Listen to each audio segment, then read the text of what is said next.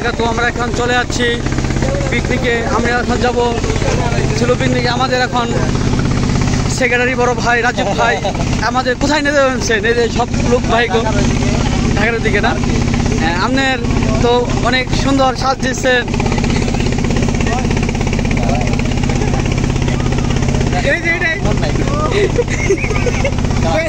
তুমি মিরাজ কিছু কথা বলো। মিরাজ কেমন আছে? তুমি রাজীব ভাই আর বলতে হবে না। আমাদের বড় ভাই রাজীব ভাই আর ওই যে দেখছেন কিভাবে চালাইতেছে আমাদেরই ছিল। ভাই নাম নাম নাম। এই যে আমাদের অনেক এই যে আশিক নতু। তুমি ভালো আছো? কোথায় গেছ? কোথায় গেছ?